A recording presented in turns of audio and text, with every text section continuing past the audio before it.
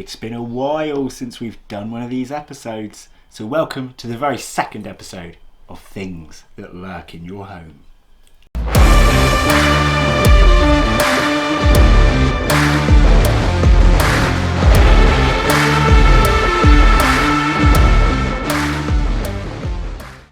Hello and welcome back to Bug Realms. On this channel we like to discuss all things creepy crawly, so if that's something that interests you, please consider subscribing to the channel.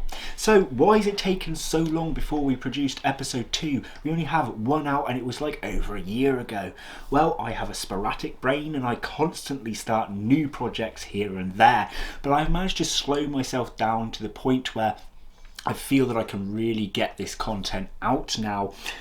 And this was one of the mini-series that I thoroughly enjoyed, even though I only had one episode, but you know what I mean, right? So if you haven't seen the very first episode, it is now in its own playlist, The Things That Lurk in Your Home, including this video. The playlist will be in the link in the description below if you want to see episode 1. So below me here is a pot of an animal that I caught in my front yard. Now I'm a UK citizen, so the Things That Lurk in Your Home series is going to be based around all the critters and creepy crawlies that we can encounter in our homes within the UK, as well as various other parts of the world too. So do you want to see what I found today? So here is the pot. You'll get a better image of the spider soon. No, it's not a killer Beckys discless Vietnam blue that I bought a long time ago. It is what lurks below. Ladies and gentlemen, I give you the Woodlice Spider. Now the correct name for this is D. crocata. Now this specimen was found simply walking along the path in my front yard. You're going to escape, aren't you? Now to many, this scary red appearance might mean danger, but honestly, these spiders are not as harmful as they may look scary. They are in fact rare to bite and would much rather just hide away from us. Now can you notice anything weird about this specimen? There, look at the pedipalps. You see the weird shape on them? That's because this is in fact a mature male. And that is actually how you can identify the mature male. Those weird obstructions on the pedipalps allowing them to deliver sperm to the female. Immature males will not have these, and neither will female specimens. So that's how you can easily identify yours at home. But those fangs, you wouldn't want them biting into your skin, would you? But do you know what those fangs are actually used for, ladies and gentlemen? Not humans. They're not there to bite us. In fact, you've probably already guessed by their common name. They're used for biting into the harder exoskeletons of our common woodlice. Now can you notice how this boy is rarely staying still? That's because it's likely that he's on the hunt for a female. Mature males will continuously search for females to breed with, pretty much until they die. So when you see one walking along your concrete path, likelihood is it's a male looking for a girlfriend, whereas the females are more likely to be found under rocks and in crevices in your gardens or yards. So all I want you guys to do is comment me below. Let me know, have you ever found woodlice spiders? Did you think that they were highly dangerous because of their red coloration? Or did you find them fascinating? Now it's very, very important, folks, that if you want to go and capture some wild creepy crawlies from your garden to have a look at, that you always put them back later, just as we did with our giant house spider in the first episode. But it's even more vital that you do this with a mature male. He will not be that entertaining for you. Seriously guys, it will just walk in circles until it pretty much dies. It's really quite a depressing life for a boy woodlice spider. So what am I going to do with this mature male? Well, I'm going to set up a home for him so that you guys can see how you can do that in your very own homes. But obviously this is only for a short time where we observe him, enjoy him, and then set him free to find a girlfriend. Or I go on a hunt for a future female for this boy and see if I can breed them in captivity, and then of course set all the babies free. That would be something interesting for YouTube, right? But we'll have to wait and see. We'll have to wait and see. If it takes me too long, I need to set this boy free to do his job on this planet. So let's set up a home for this boy now. I'll show you how I do it so you can follow in similar steps if you want to observe your creepy crawlies at home with your families. So here I have what we like to call in the hobby a sling or grown on sling pot.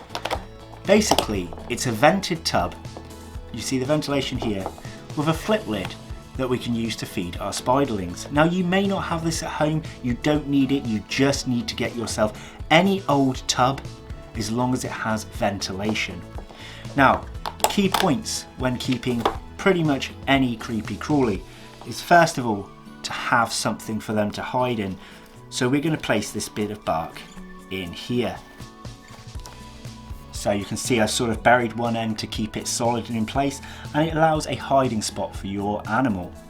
Now, dependent on what species you're getting will depend on substrate too. If you're just getting something from your local garden, you can just use the soil from that garden. It's not like with exotic pets where you need to make sure you are using soil free from anything that could have possibly got into it in our current climate.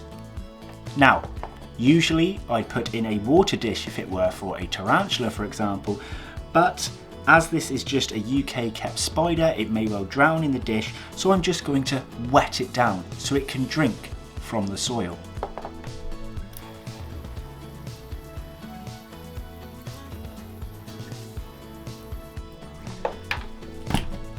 Now, although that looks like a lot of water, it's just because the soil in here is incredibly dry. I've had it for a long time. This will soak in to the lower layers, allowing the bottom to stay moist and humid and the top being a little bit drier, so the spider can kind of dig down if it wants the wetter part of the substrates. Now, this species does like damp conditions. Of course, being a hunter of woodlice, it's gonna want the same sort of conditions as woodlice do. So to keep this a little more hydrated, a little damper, we're going to add a little bit of moss. Just a little bit. Moss is fantastic at holding in water. And then for a little bit more hiding space and decor, we're going to add in a little bit of leaf litter. Again, because this is a spider found in our house, I can use leaves I've just found outside. Whereas if it's for your exotic pets, you need to go about things a little differently. So I think this is an ideal home, but there is one key thing missing. What will this spider eat? Woodlice, of course. Now we're going to try a little experiment here. If you got your woodlouse spider from your garden, you can just use the woodlice you find in your garden. It's as simple as that. But I'm going to try something a little different. I'm going to use Porcellio laevis dairy cows, a more exotic species of woodlouse. Now don't worry, these guys are often used as cleanup crews and for food for things like amphibians anyway, so they are a part of a feeder diet.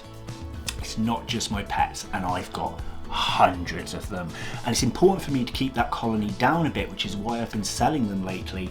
So to add a few in here for this spider to experience and to eat is not going to cause any harm to my colony whatsoever.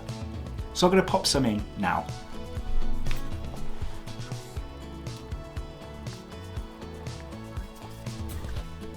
I do love my dairy cows, but as I said, today they're just a food source for our mature male. One other thing that I think is quite important to add is your mature males are less likely to eat. So if you find yourself a female, you're going to get a better feeding response. And again, that's because mature males are literally just out seeking females. The abdomen of our boy is tiny, so he's either going to jump at the chance to eat, or he's going to be not interested because he just wants to go and discover a female and bring his offspring to the world. Oh, he was thinking about it, wasn't he?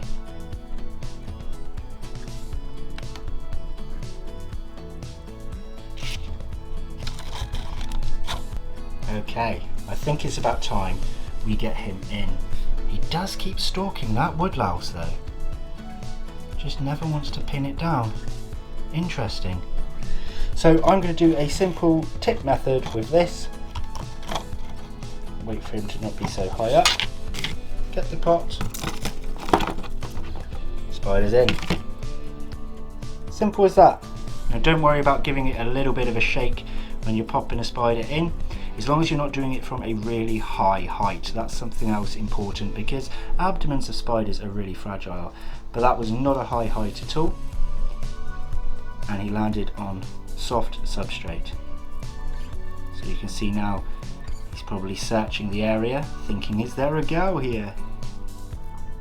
With our dairy cows also searching the area too. They are pretty woodlice though, right? If you want to see more information on dairy cows, feel free to just search them up under my bug realm's name.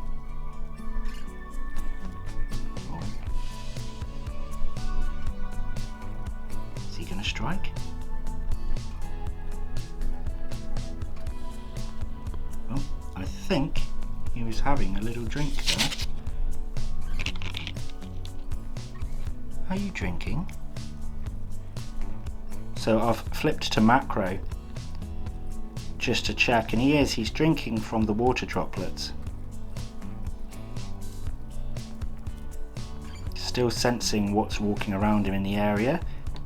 Now what I find interesting about these is they have that dark red coloration, but they have more orangey legs and a more beige abdomen. Really interesting looking spider to find here in the UK.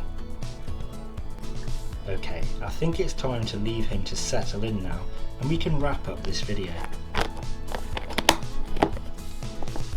Okay, I think it's about time we wrap this up then, ladies and gentlemen.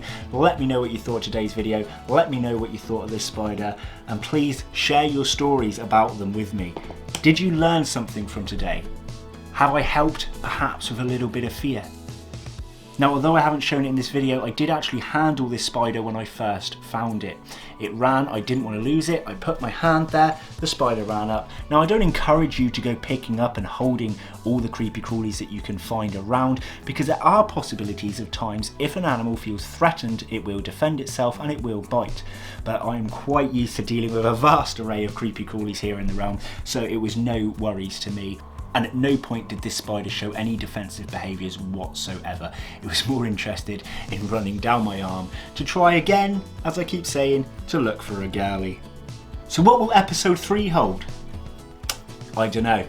We'll have to see what I can find. I do have one more spider in mind, but these won't always be about spiders. Thanks for watching, guys. Take care. Bye bye.